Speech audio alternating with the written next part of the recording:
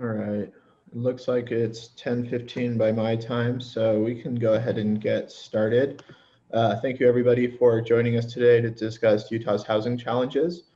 My name is Carson Eilers. I'm a legislative research analyst with the Utah League of Cities and Towns, and Victoria Ashby, our Director of Government Relations, will be our co-moderator today. We're lucky to have two excellent guest speakers, Senator Jake Anderegg and Benj Becker from Zions Bank Public Finance. Before we get started, I'd like to thank Zions Bank Public Finance for being a sponsor of the League and sponsoring this specific workshop. If at any time you have any questions, please type them into the Zoom webinar chat. And without any further ado, we can go ahead and get started. We'd like to start today's discussion with a quick summary of Senate Bill 34 to kind of give you a preview on what we've done on housing so far and where we're at. I'll turn that over to Victoria to do a couple slides, and then we'll open it up to Senator Anderegg to do a summary on where he sees the housing situation now and where we're going. Okay, thanks, Carson. Can you hear me? My sound suddenly went out. Okay, great. My name is Victoria Ashby, and as Carson said, I work with the League. We just wanted to quickly walk through what's been happening with SB 34, and most of you are very familiar with this piece of legislation that Senator Anderegg sponsored in 2018. Basically, SB 34 was a big step that the legislature took to look at housing affordability across the state and the Wasatch Front. As our housing prices climb, what can local government do to look at different strategies to help with the housing crisis? So the bill was enacted in March 2019, and the first phase required 82 cities, and if you're one of those 82 cities, you probably know who you are, to comply with new moderate income housing plan requirements by December 1st, 2019. And those 82 cities need to select 3 to 4 of the 24 plus strategies that were in the bill to mitigate housing costs and planning transportation and land use more efficiently. Our 82 cities were awesome. They were all compliant with this deadline. And we had a lot of help from Wasatch Front Regional Council, Mountain Lands Association of Government to do outreach on the different strategies available to cities. And when cities are compliant with this, they're eligible for TIF projects. We are now moving into the second phase of SB 34, which is after selecting those different strategies, it's implementation time. And so under SB 34, each city is required to provide a progress report annually to the Department of Workforce Services. And that reporting, again, makes them eligible for TIF financing for their transportation projects. And so we're hoping and encouraging all of you who are in this category of reporting to get those reports in by the end of the year. As we've been seeing some of these plans come in and the different strategies that cities have selected, we've just got a snapshot here of kind of the top ones we've seen so far. So we've seen cities do rezoning for densities to assure the production of moderate income housing. We've seen them create or allow for reduced regulations for ADUs in residential zones. And then we've also seen higher density or moderate income residential development, commercial and mixed use zones. Of course, there are a lot of other strategies that cities can choose from, but these are some kind of the top ones we're starting to see as we get to the end of the year with implementation beginning. So just a friendly reminder, if you are an SB 34 reporting city, we strongly encourage you to get those reports in to Department of Workforce Services, and we've got our colleague Meg Ryan's name up there and her email if you need help with any of that. But we are now going to see what all our great cities have been doing to tackle the housing affordability crisis. So that is the end of my presentation. And I don't know if there were some questions that came in, but otherwise I would send it over to Senator Anderegg. Senator Anderegg was the sponsor of this bill, and Senator, last week in the Political Subdivisions Committee, I thought you gave a really nice summary of kind of the spirit of SB 34, and so I was wondering if you would just talk about what your intent was as the sponsor and what you would hope happen there, and also what changes you are seeing now with SB 34 coming into its second year on the books. Absolutely. You know, I think our intent was to bring the heavy hand of government with unfunded mandates upon all cities throughout the state. That's what we were trying to do. No. I mean, obviously, I joke a lot. So what we were really trying to do is we were trying to bring the components of planning together with those transportation dollars around your master plans to contemplate for affordable housing, moderate housing, as well as the commerce centers within your within your jurisdictions, and trying to better align them so that they can meet the needs of an ongoing developing community. We think that most cities are doing a pretty fantastic job, but we're also faced with an unprecedented time period of growth. For instance, Utah is averaging about 3.1% growth, which is leading the country. We're either first or second with that. Most of the built out 2.7%. The reason I took up this mantra and started running with it is because last year my Senate district grew at a staggering 6.1%, which is on par with China as far as growth rate is concerned. So what we were trying to do is we were trying to say, okay, let's do a better job at bringing those together around those nexus, around those transportation investment corridors, and see if we can't better align these growing concerns. And I'll just say it point blank. If I were to buy into my subdivision today versus back in 2006 when I bought, I couldn't afford to buy my house. That's the reality of it. The home prices have gone at a pace that it has outpaced cost of living growth expenses, or you know, your allowances, if you will. I think our COLAs have gone at about 2 to 2.5% versus our housing costs have grown at about 9%.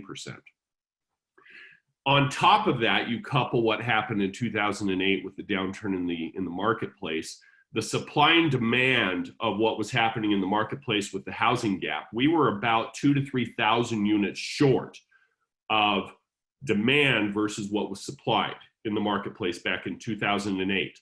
From 2008 until 2015, that grew to 40,000 units. Demand outpaced supply by 40,000 units, and the costs of construction continued at about a 9% rate. From 2015 to 2018, that grew to 45,000. And so when we talk about the housing gap statewide, as of 2018, we were 45,000 units shy of supply versus demand. So what we realized is that, you know, and we know this, you guys all know this, government doesn't build anything. We don't. We master plan, we facilitate, we plan for what the infrastructure is going to look like, and then we help the developers come in and build out based upon supply and demand. That's our free market aspect. So, but we as municipalities, we as government can certainly inhibit and block demand and supply aspects by instituting aspects within our ordinances and statutes that make it hard for these developers to adjust to the supply and demand. From 2018 until 2019, we stemmed the tide a little bit. We went from about 45,000, we started bringing it back down. We got down to about 43,000, a difference in the housing gap. So what we did in 2018 is we said, I'm a conservative Republican, and I don't want to come in and tell you guys how to run your cities. However, I do think we can do a better job at bringing these two aspects of planning and zoning together with transportation dollars to say, okay, where does the rubber really meet the road in a better way? And so what we said is we came up with this dial approach. We can dial up, we can dial down, and what it really was is we went through all the best practices of everything that happens throughout the nation, that happens internationally, and say, if we're really going to address what these growth factors, these problems and difficulties we're having with growth, we're really going to address them, what are the best practices to address them?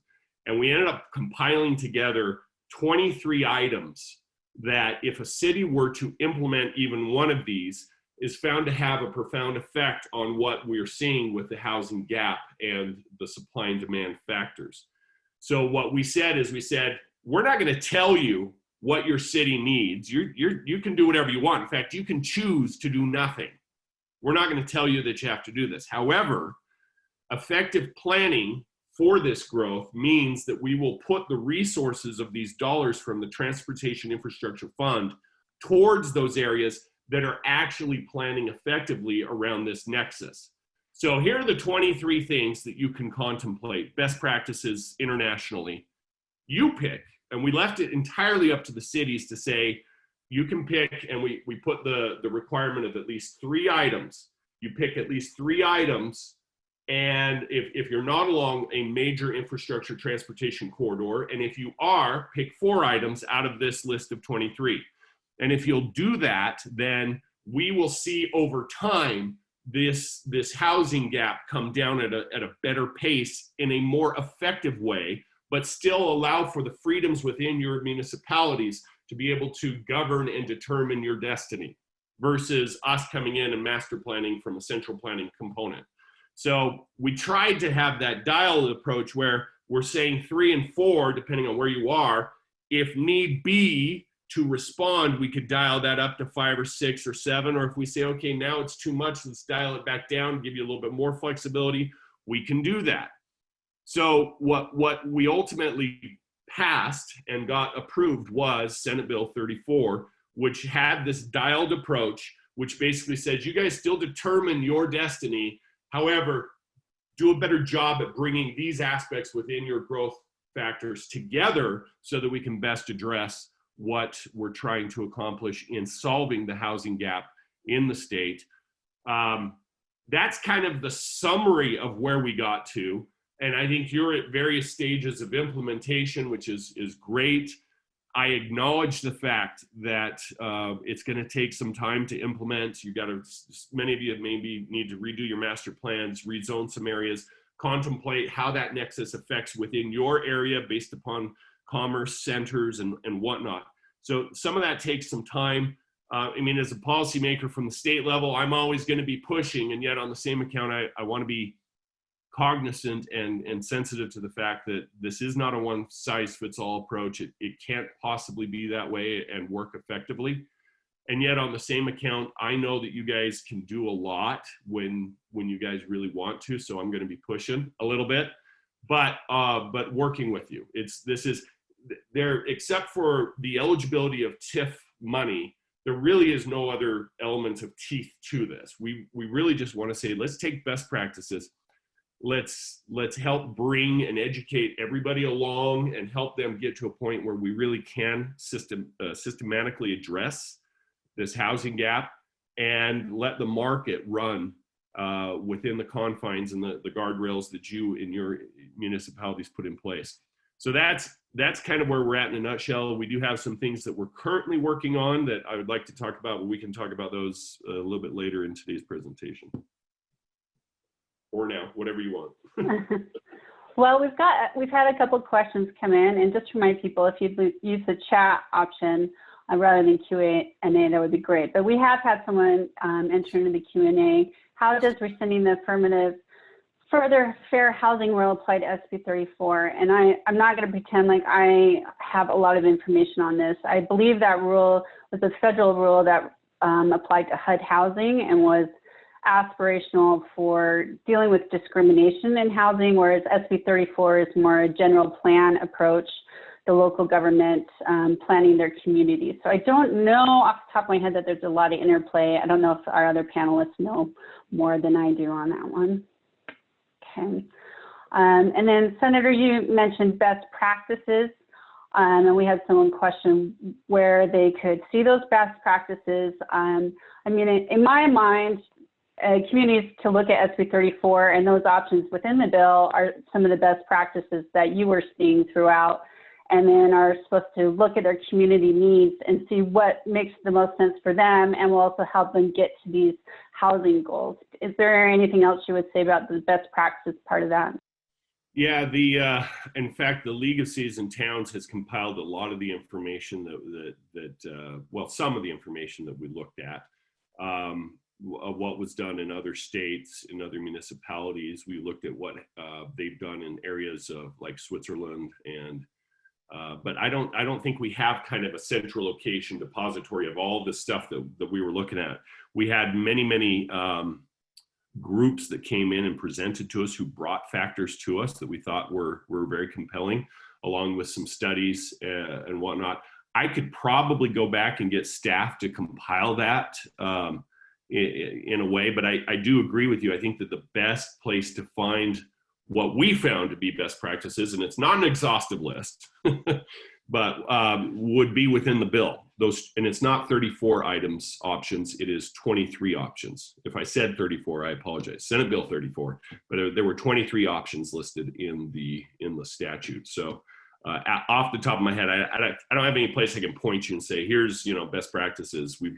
We had literally 20, 30 sources that came in, and we kind of picked and choose. That's good, and we like that. And, 24 different organization mission. Did I freeze up? I think it, yeah, you did. Well, I would just say, as we get these reports in, you can see what some of your neighboring cities are doing and talk to them too, and see what's working for them, and what creative solutions they've come up with too. Moving on to the next question, Senator, you are the co-chair of the Commission on Housing Affordability. What is that commission looking at? What can you tell our members you've been working on with that group? Yeah, some of the, I'll just be frank, some of the developers, the Association of Realtors, they would like to see us dial it up and free things up for development to go at a much faster pace.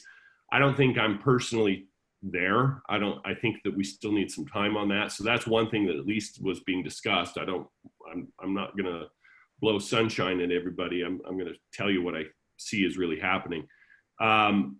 As far as running this bill, I have no intention of doing that this next session, but there are some aspects that you need to be aware of. For instance, when we're talking about clarifying some aspects within alternative dwelling units, ADUs, right now we're dealing with some issues where cities are using ADUs as a revenue generating process when there's really no compelling there's no real reason for an attached or an internal ADU under the existing primary residence structure to have new impact fees.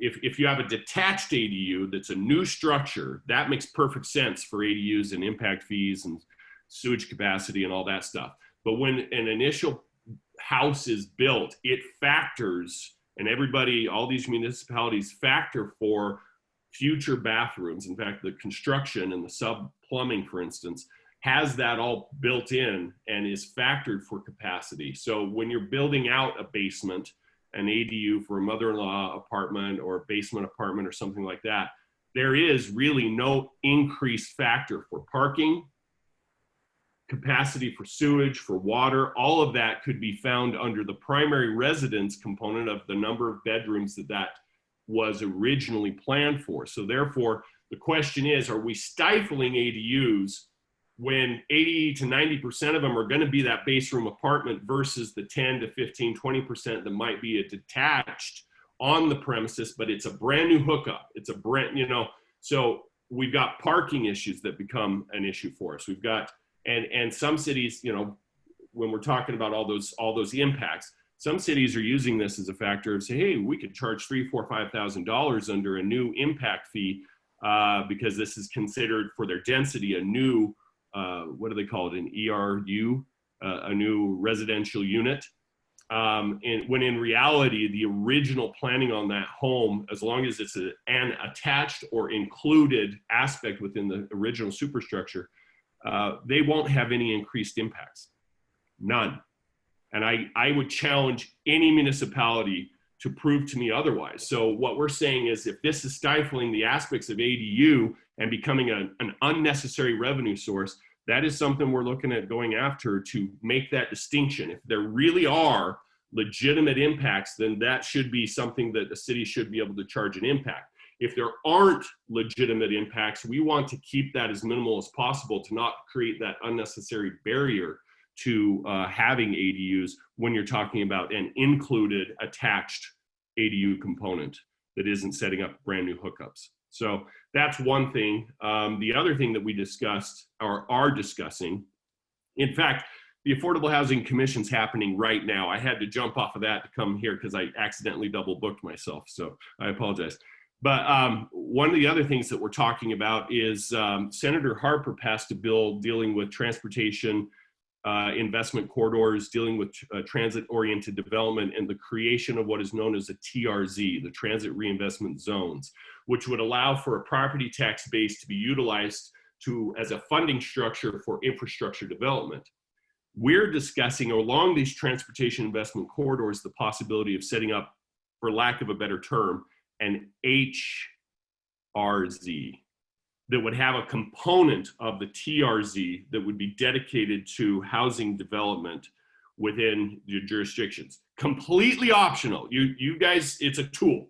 So you guys get to determine how much of this you would like to do, what, percentage increment of growth, what percent could go into an HRZ that could help develop along these transit investment corridors so that we can help with the stock component.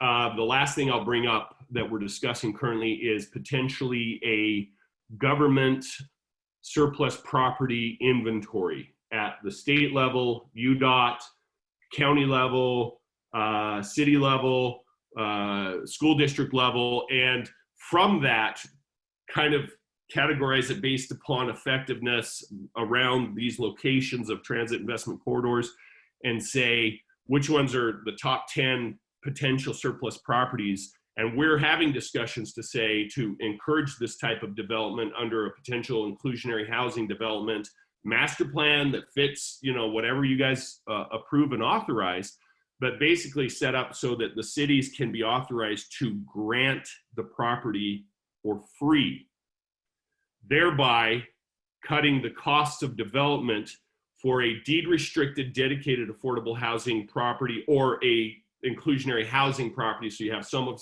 and some of another that could cut the costs for acquisition and development by probably initially 20-25%, which would then help cut the costs down for the financing component and whatnot and so forth. So we're having some of those conversations. It's very early.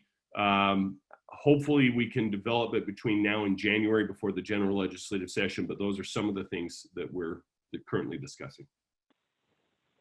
Thanks, Senator. You talked about incentives, and in our chat box, I saw that Mayor Emily Niehaus in Moab, asked about the rural communities. Is TIF really the best incentive? And our next panelist, Ben Becker, said that he's got a couple ideas on that. I don't know if you want to address that, but my next question was, do you see any legislation, and you just mentioned that there might be some coming from the commission, coming up this general session. One of the people in the chat box, Bill Kobabe, I'm definitely not saying that right, mentioned that we need to help people get better wages and salaries to afford housing. Cities don't do that. What are the solutions we're looking at? So I'm just wondering if you're seeing, what else you're seeing on the radar for session, and your thoughts on, holistic approaches to this issue. That's a great question, because it is the distinction between affordable housing and housing affordability. And it's trying to meet people where they're at versus building the stock and saying you have to get to this point so you can afford it.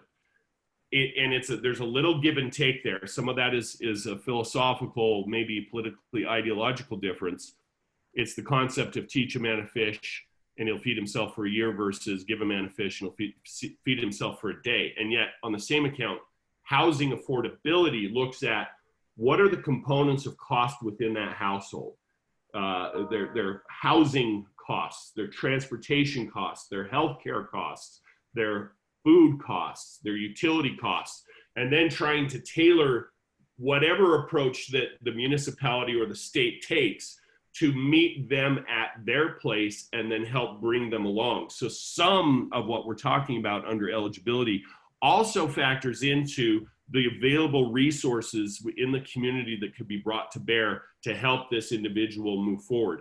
One aspect that I think was very compelling, we're working with Representative Steve Waldrop on a pilot program up in Weber County, where they are actually working under a new housing structure that they're creating that's working with pension funds from, let's say, Weber School District to say, okay, we want these lower income like teachers or police officers or whatnot to be able to live and stay within the communities in which they work. So therefore we can work with the cities to develop this project, and what we would do is do a joint ownership component under this pilot program where a portion, number one, their payment is within the scale that they can afford. A portion of their payment goes into a mandatory savings account, so they build equity over time. We get a lower interest rate from institutional lending, a portion of it from institutional lending, and another portion of it from the investment, the retirement funds. And from that, then there's like a 15-year balloon that people can build equity from. They can establish their tenure, they can move up in their pay structures. And sorry, I'm waiting for the for it to catch up. That they can move up in their pay structures and their tenure, and they can actually get to a point where they can refinance the home, remove the shared ownership out of this, and own the property with a substantial equity component and savings component. If they want to move, they can sell the home at any time and keep their savings and whatnot. So this is, I think, a potentially really good pilot program that we would like to put out there and see if we can't stretch this throughout the state once we prove the concept. That really helps, and it brings kind of like lifetime coaching into it as well, with the services from the service providers in the area for training, for certificates, for healthcare issues, whatever the case might be, bringing them all together under one roof with kind of a life coach to get them out of intergenerational poverty aspects and move them into self-sustaining aspects. And I'm really excited about the potential of this project, and I hope it works as well as we think it could. That's why we're doing it as a pilot up in Weber County first to prove concept, and then maybe expand it in a year or two. Well, that definitely sounds like a really interesting concept. I heard Representative Waldrop talk about it, and the little I understood of it, it sounded like had some really great potential. I just wanted to mention that my league colleagues, Carson and Meg, have put some useful resources in the chat box. They've been in this space far longer than I have, but if you have a chance to check out those documents, I'd encourage you to. Senator, any last message you'd like to give to municipal officials and staff in this session about this topic? I would say on behalf of myself, Representative Potter, Representative Joel Briscoe, the members of the Affordable Housing Commission, I want to say thank you to the Utah League of Cities and Towns and to all the municipalities as we continually work together to find solutions to deal with our growth and our growth issues with infrastructure, housing, water, energy, everything that is affected by growth. I appreciate the working relationship that we have together, and I look forward to continuing to do that. Like I said, sometimes we'll push you a little bit, but ultimately you guys are the boots on the ground, and you're dealing with stuff that I don't have to deal with, thank goodness. But I also would like to have a working relationship going forward. And as much as possible, try to keep things as much at local control as possible, and only intervene on the state level when really there's a compelling reason to do so. Outside of that, I would say we should keep our hands off. That's how I'm looking at it. So thank you. Appreciate you. Thanks, Senator. We'll quote you on that later at an advantageous time. Oh, great. Now you're going to use it against me. All right. All right. Carson, I'll turn over to you, and Benj with Zions Bank. Yeah, Benj, you mentioned you had some slides about some possible tools. If you'd like to just do kind of an introduction on those slides, and then we have some questions we can discuss, or if you'd just like to present, then we'll kind of just turn it over to you to to discuss. Absolutely. I appreciate that, Carson. Thanks, Senator, for all the great update on what's happening with the state. It's good to see a lot of familiar names on the list here, and I sure can't wait until we can see you in person. There are some Zion's chocolate-covered nuts waiting for you, and I wish we were in person this time. But I just want to go over a little bit of the data that talks about some of the things that Senator Anurag was focusing on, and a few tools that we have seen used in Utah, and we think that there's an ability to better use these tools in order to promote a variety of housing. Real quick, just setting the table for what's happening a little bit in Utah. As you know, population expected to double in the next 25, 30 years. This is a very healthy combination of natural increase and net migration. We've also gained 375,000 jobs in the past 10 years, and compare that to our surrounding states of Wyoming and Idaho. Obviously, there's a population difference between those states. But this is creating this significant demand for housing in Utah. We've seen to this part in 2020 with the effects of COVID, a continual increase in construction costs. Wood prices have gone up well over 200% since March, while incomes in 2020 have remained fairly flat. And this has continued to create this disparity in housing prices and the affordability of those units. We'll get to that in just a minute, but single family and multifamily returns, they remain appealing for investors. This is why as cities, you continue to receive proposals from developers for multifamily and single family developments. But as construction costs continue to rise, prices must go up in order to result in returns that satisfy that associated risk. Otherwise, it creates more of a gap for, and what this does is it creates more of a gap for moderate income housing. As those construction costs continue to rise, pushback will continue from developers on design features that don't necessarily equate to similarly increased rents or values. So as a city, you might have certain design features where you want parking garages or covered parking, specific amenities, specific designs. This continues to be difficult as long as those construction costs rise, and you'll see this here in future slides here. We love to track here at Zion's the Affordability Index. This is the median home value over median income. And here's a quick example of what that looks like for a few communities in Utah County. The higher the number is, the less affordable a community is. You can see Utah County there on the right-hand side, what has happened since 2010 and 2020. This is again accentuated this disparity between incomes in housing and affordability in different communities. Here you can see it for some other communities in Utah that have different pressures, whether it's tourism-based communities. If you look on the right-hand side, you can see how we compare to some tourism-related communities throughout the Intermountain West. This was a study we did to show the impact on some of our tourism-centered cities.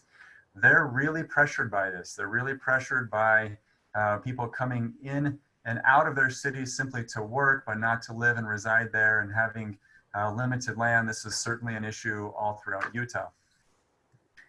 It's a question of future affordability of your city. What is your policy? It's been interesting working with different cities that they are unaware of what is the plan going forward as to how they're going to approach housing and how they're going to approach incomes.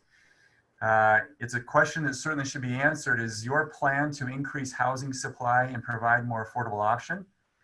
Or alternatively, or concurrently, is the plan to attract higher paying jobs to influence median incomes? Again, remember, it's that affordability index is home prices over median incomes.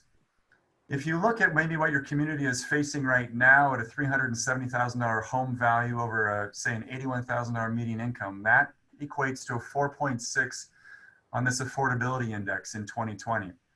If incomes increase by 2.5% per year, which is fairly similar to our historical norms over the last 10 years, and if home values increase by 5% per year, which actually is muted compared to our last 10 years, you'd be looking at an affordability index of 5.9 in the year 2030. Now, you've got to look at that in context, how that compares with competitive cities, but this should be a number that you should look at in your city and say, where is it that we're going with the developments that we're approving, the jobs that we're attracting? What does this ultimately relate to in terms of affordability index? A great graph that I've seen some cities use is this idea of where we're at now and what is our good, better, best scenario in the future. Do we create policies now that allow us to be at maybe a 4 or 4.5 or whatever the number is that's appropriate for your city and your city goals? This should certainly be something, though, that is, very well considered with your city councils. This affordability, where you're going, what are the policies that are going to drive this. Another consideration that has to be made, and I recognize this is a lot of data, but this shows from the Gardner Institute the projected new households needed per year. And I've taken several Wasatch Front counties here, and we can certainly do this for all counties in the state, showing the entire state. And you can see that about 25,000 households are needed per year in the state. Based on planned population growth and the changes in median household sizes, which we are decreasing in median household sizes, you can see what that equates to if we're looking at large lots, or as we decrease in lot sizes, how much acreage this ultimately ends up referring to. If we look at 10,000 square foot lots, essentially, quarter acre lots, it's about 6,800 acres per year would be needed in Utah to keep up with this projected population growth. Now, obviously not all subdivisions are going to be approved at 10,000 square foot lots, but you can see the impact of this. And this is in no way a suggestion of, you need to implement higher density, but just an understanding the impacts of this. 6,800 acres a year is the size of Taylorsville, suggesting that each year we would need to plan for, lots that would occupy the size of the city of Taylorsville. We certainly see going forward this demand need for homes to remain strong. That data on the previous slide shows that. The construction costs most likely will remain volatile, and this is due to a variety of conditions, not least of all trade concerns, tariffs. You're also looking at the impact of some of these natural disasters and what that's done on construction material prices, a lack of qualified labor. There are certainly concerns about construction costs, and that incomes are not likely to accelerate quicker than historical norms. Now, the state of Utah has done a remarkable job at attracting jobs of a variety of industries, whether it's technology or engineering, professional services, and those have helped with significant, with very desirable incomes. But if you look going forward, the potential for us to accelerate those incomes at a greater level than what has happened over the last 10 years, there aren't a lot of factors that would allow us to do that very easily. So we're going to continue with this gap that exists in housing prices, spurred by construction costs and limited land values, and median income. So what can be done? There has to be a larger picture that's looked at here, and what families are spending altogether, not just on housing. And banks more and more now are looking at the impact of your housing costs and your transportation costs on your overall household expenditures. If you look at this slide here, you can see the annual cost spent by a Wasatch Front household for transportation purposes. You can see it's anywhere between $14,000 in Salt Lake County to upwards of more than $17,000 in Morgan County. And what percentage that is of total income. This is a major consideration. Banks become leery to some degree if a household's expenditures are over 50 to 55% on both housing and income. We see a lot of communities along the Wasatch Front where it's in excess of 60% on these categories because people are driving significant distances for employment. A lot of people believe they're moving to another county in order to save money on housing. Ultimately, they're spending a fair amount of that money on transportation in order to access those jobs. If you look just quickly, if transportation costs decrease by 10% from those previous numbers, that would allow a family technically to go from affording a $300,000 home to a $325,000 home, whereas 20% would allow a $300,000 home to $360,000 home. We spend so much effort and time trying to figure out how we can increase incomes or decrease construction costs that we forget that there are other factors here that are influencing what a family is able to afford.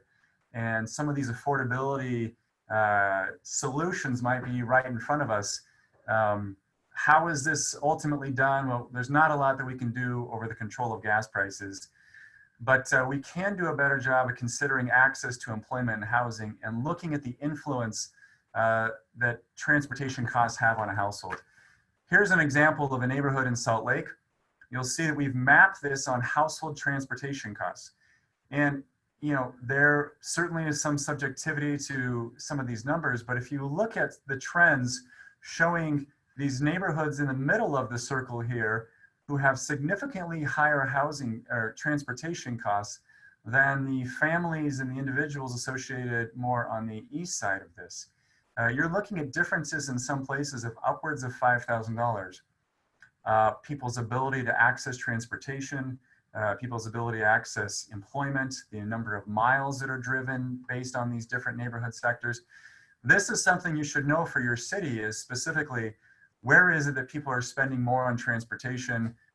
Is this not only leading to some of our traffic issues, but is it also limiting these specific neighborhoods and the demographics of these neighborhoods from being able to move up within the community or afford better housing? Cities, we look at every angle of a development when it's proposed, but oftentimes we leave out the most important questions. Asking a developer, where are these buyers, renters likely to work? What is that commute like? What is a buyer with this income profile? Where are they most likely to be employed? And what does that transportation route look like? What is that ability to connect with transit? What's the ability to avoid major arterials during key commute hours? This should be something that should be asked of developers. Do they understand the buyer profile to a degree that allows you to know the full impacts on the community? What are commute times to access services? How far is this community having to go to access a hospital, grocery stores, other basic services? What are the access points to transportation options? And these quality of life characteristics. Is somebody who is going outside of the main served area of a city in order to get a slightly more affordable home, are they ultimately spending more on their transportation costs to access those services? These are questions that can be answered about every development, and it should help us in understanding the true fiscal and social impacts of each development.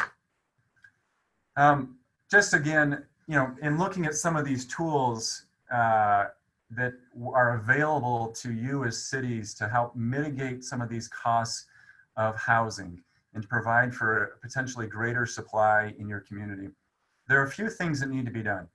And I'm often surprised at the consideration of a lot of cities that residential development is a drain on city resources, and on, from a revenue perspective, that it's not desirable. And I think that scope needs to be enlarged into some degree to understand that there's a retail impact on residential that we have not seen in past years because of now how it's being tracked. That now residents are spending significant amount more of money. In fact, retail online sales have doubled as a percentage of total overall retail sales just in the last 8 to 9 months. People are doing that more from home. So that's creating taxable sales dollars that are directed towards the residents as opposed to brick and mortar establishments. You're also obviously getting the population distribution from the state as the portion of state sales tax. And we're often underlooking the retail buying power that residences bring. Here's a quick example here. This is a lot of data, but focus on the right-hand side over here on this column. This is a proposed development in Utah County, and what the developer is proposing from a multifamily office, and retail perspective. And you're seeing here assessed values. This is a specific city tax rate.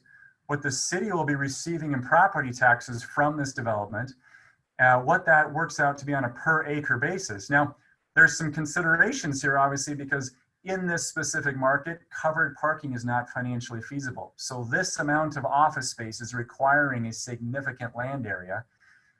You're not getting near that amount of parking with a multifamily development because you're looking at essentially one space per 1,000 square feet, whereas you're looking at 5 spaces to 6 spaces per 1,000 square feet on the office.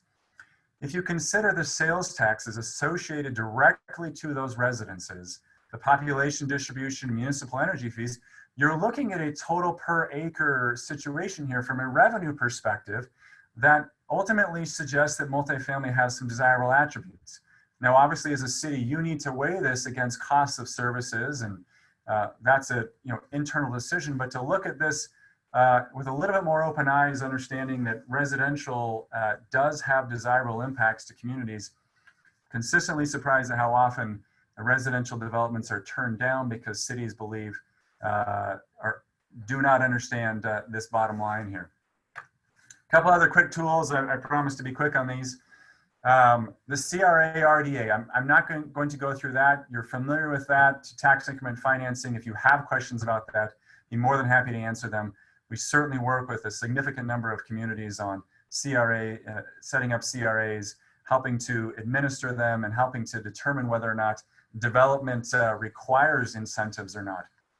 But looking specifically at the affordable housing component of those CRAs, we'd love to help you with that. TRZs, Senator Anderegg mentioned TRZs. The state needs to add some teeth to the TRZs. It is not a tool right now that is being implemented because it lacks the teeth to really have an impact or to be significantly different than CRAs, RDAs. There has been language that has been proposed for that, but for now, the TRZ, and unfortunately Senator Anderegg's not on to let him know that, other tools here, TDRs, community land trusts, and public infrastructure district. Quick word on each of those. Transferable developmental rights. These are heavily used in other states. I worked with them significantly in the San Francisco Bay Area.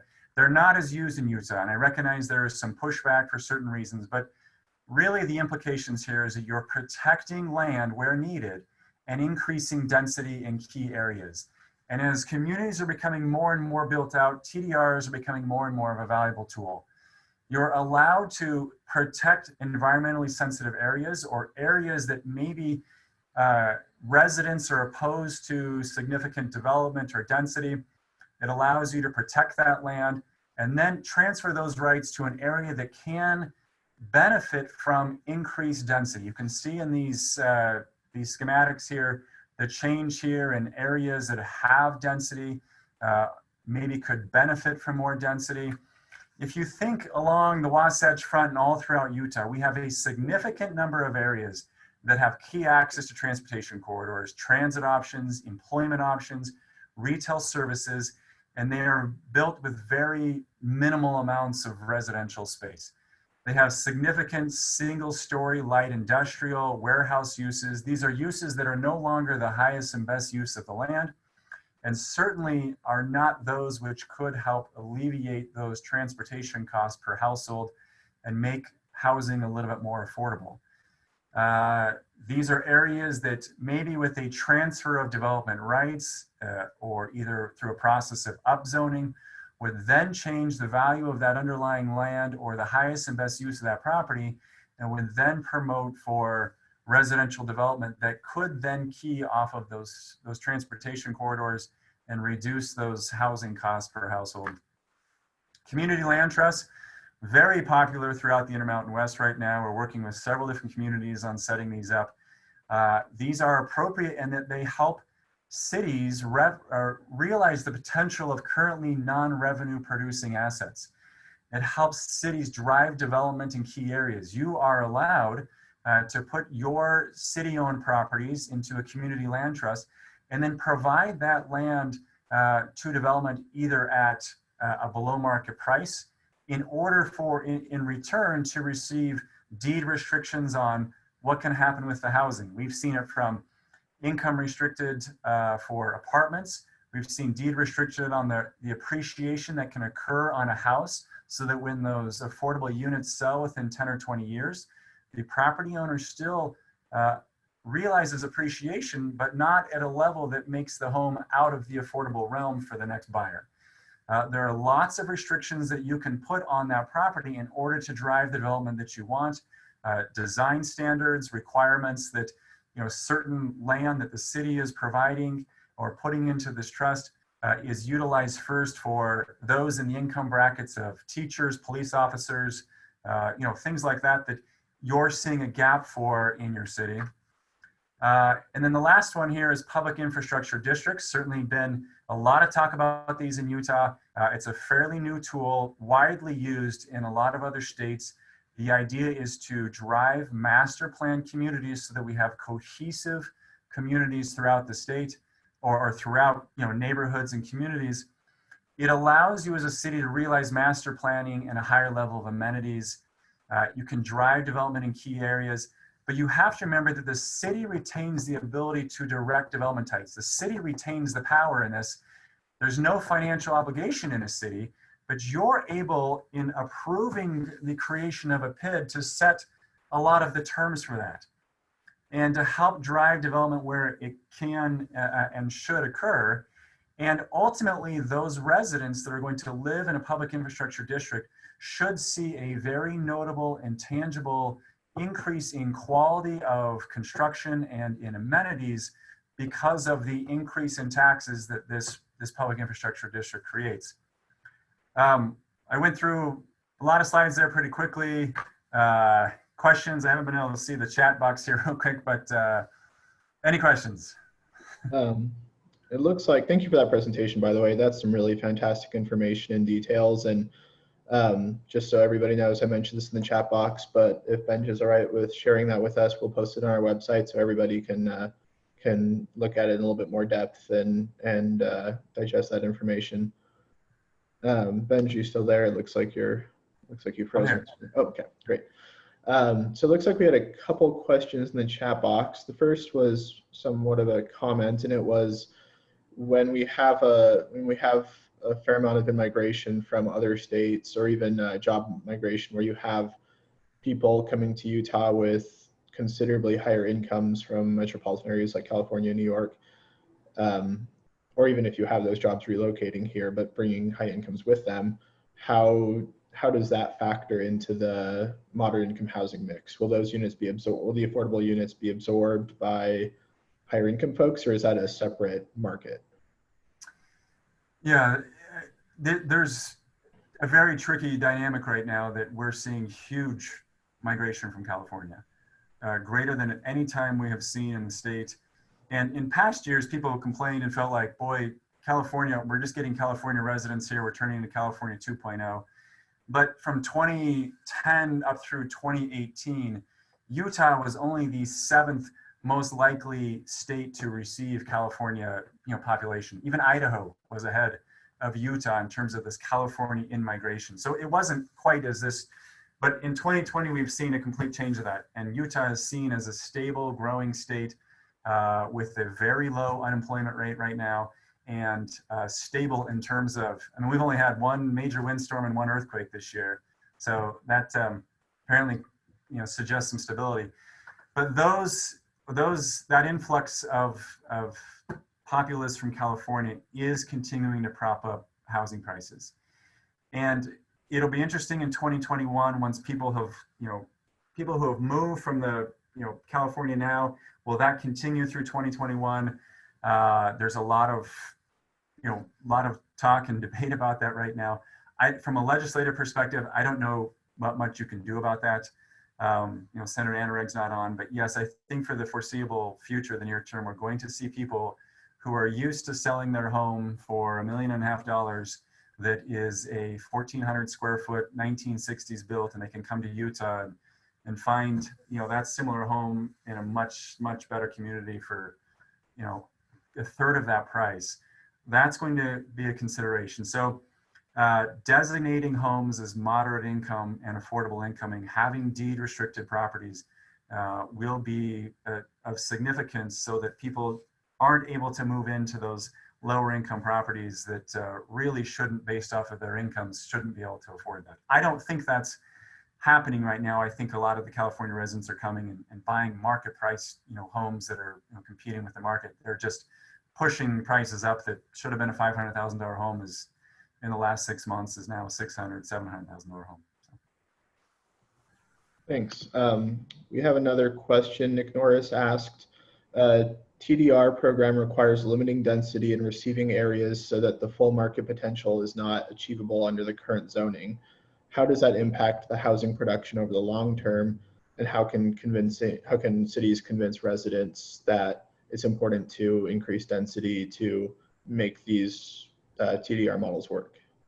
Sure. And TDR models have a lot of nuances. They require a significant amount of focus on the receiving zone, where those density credits are going to be applied. And if it's just as easy for a developer to come in and say, hey, the zone allows me for 10 units an acre, I'd like to upzone this, can I get can we change this to 20 units an acre? If that's achievable, then there's no market for TDRs. But if a city is going to say, we're holding firm on our density requirements, except for these specific receiving areas. We see this as being an area of transit connections where we'd like to increase our density, or maybe it's an employment center where we can increase densities. Then yes, those cities are going to have to educate the populace on why density in that area works, why it's going to limit traffic concerns because maybe there's connections to transportation or transit. There is a significant amount of effort that has to be put on the receiving areas, but it's happening in places. Places are starting to show their constituents or their residents that, listen, we're protecting open space in other places. We are preserving significant areas of open space because we recognize that we want to maintain quality of life there. And in a receiving area, we want a quality of life for people who want access to transportation and employment.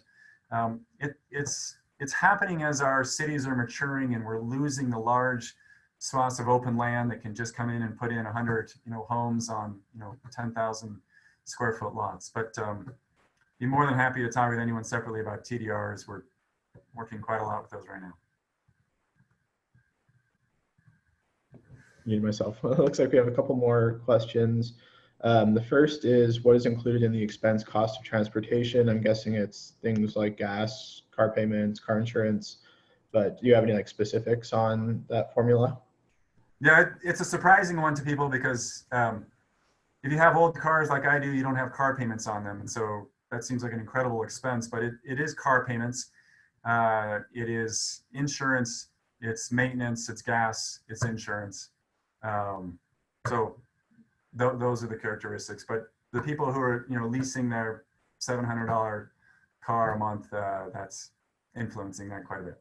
There's a separate calculation you can look at, and we do that quite often in these neighborhoods, is car ownership costs and then total transportation costs. So you can filter out those total, how much people are paying for their cars, because those maps are influenced by median household sizes and the demographics of those neighborhoods. If you have people who are older and might have 1 or 2 cars per household, they're going to have lower overall transportation costs. So you have to filter out that car ownership. Whereas a home that maybe has 4 drivers and you've got 4 vehicles, you're certainly going to have higher costs. So that has to be taken into consideration, and we look at that closely. Thanks. And then looks like another one. Somebody asked, is the public infrastructure district similar to the Mellow program in California? And I'm admittedly not familiar with the Mellow program in California. I don't know if you are, but the Metro Service District model in Colorado is what our statute was sort of modeled after, with some more restrictions. Yeah, can you speak to that at all? Sure. It's a little bit similar to the Mellow. I worked with those a fair amount when I lived there. It's different though, in that really the idea of the public infrastructure district is to offset those initial upfront infrastructure costs. It has no financial burden on the city. The city becomes, as the jurisdictional entity, can approve the PID or not, but the PID is operated much like water district, school district. It is a separate taxing entity that only influences those properties that vote for it, and it has to have 100% agreement of ownership. So it typically just works for a single parcel type development. And it allows a developer to then go out and bond against those future revenues that are going to be created by the value of the property. and then go out and put in that infrastructure. So instead of a developer having to go and borrow money for upfront infrastructure costs at a pretty high rate, they're able to bond at maybe 5.5%, 6% over a 30, 40-year period. It's a financial advantage to a developer who then will have to pass those savings on through to the development in order for then a household to say in the future, I'm paying $400 more a month, or excuse me, $400 more a year in taxes than somebody in a development across the street that's not in a PID. So a city will have to require, if they're going to approve a PID, to say, listen, with that benefit, you need to put in wider sidewalks or landscaping or community amenities, better street lighting, in order for there to be a visible benefit to that PID. And it's working in lots of different places throughout the nation.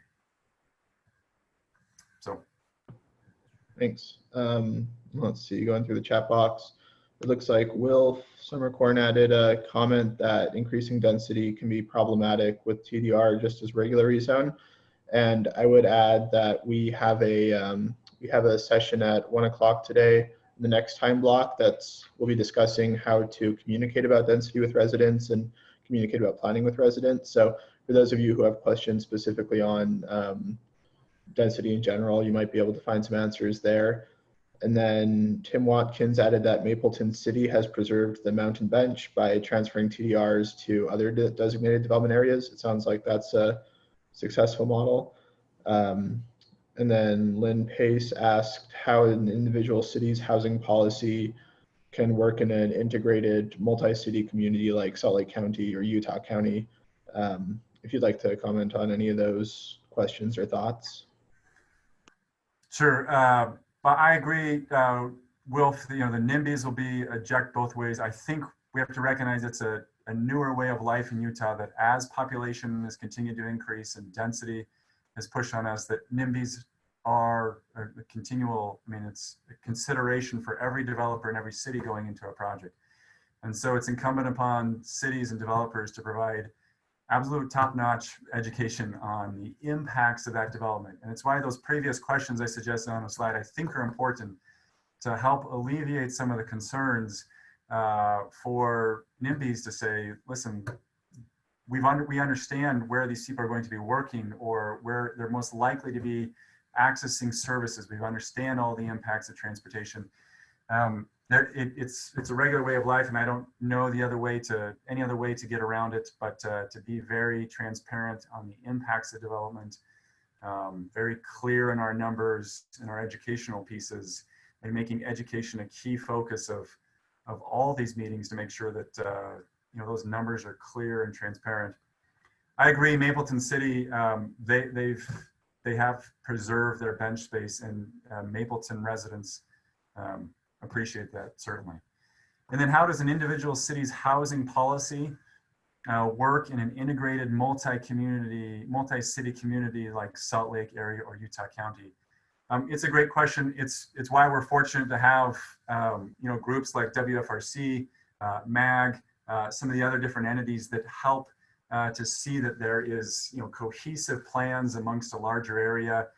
Best practices certainly should be being shared in order to understand that what Taylorsville does is going to impact West Valley, and that's I don't know if anyone else has another answer on that, but I think we've got to realize that our housing policies cannot simply just create a wall around the city, but we've got to understand the influences of neighboring cities.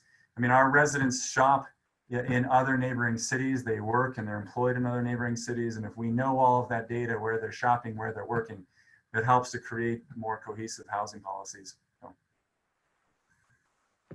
Thank you. And then looks like we don't have any other questions. I'll just ask one other kind of last question.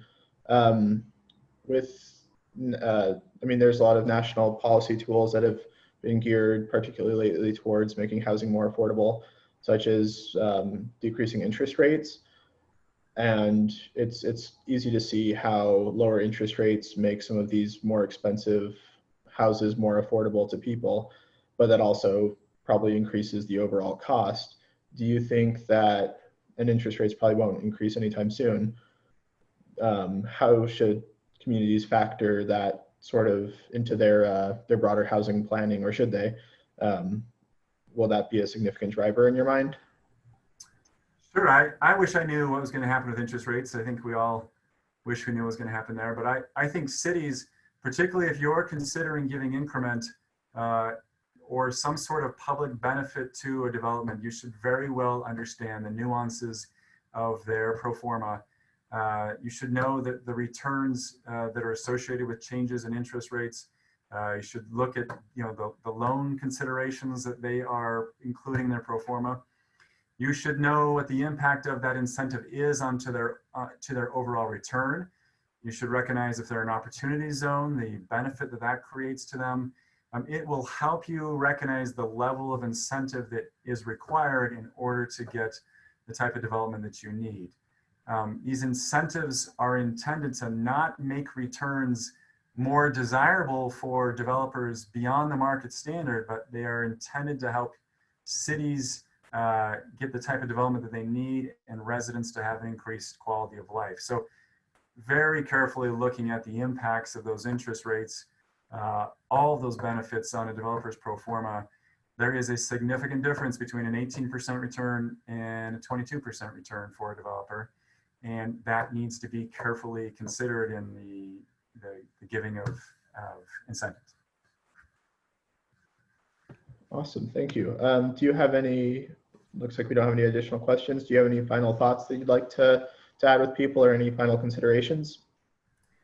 I don't. It's been great seeing a lot of these familiar names. I hope to see you on other panels during this week. And ever any questions about any of these topics, more than happy to walk you through it and talk with you. And ideally, we can at some point meet and have lunch and be back in person soon. So I look forward to those days. Awesome. Well, thank you again, Benj, for all of your time. I think this has been a really informative discussion. And I also like to thank Senator Anderegg again. He had to hop off for another meeting about housing, but we really appreciate his time as well. If you have any questions and going forward, please feel free to reach out to ULCT staff. Benj, would you mind putting your email in the chat box? And then anybody who has any questions about any of these tools that Benj referenced, we'd encourage you to reach out to him. We'd like to thank our sponsor for this session again, and that's Science Public Finance. Thank you all for your time and attendance. And we are sad that we're not seeing you in person, but we're happy that we're able to have some of this communication. And yeah, hope you enjoy the rest of your conference. And yeah, any further questions, reach out to us. And without further ado, we'll let you get on with the conference.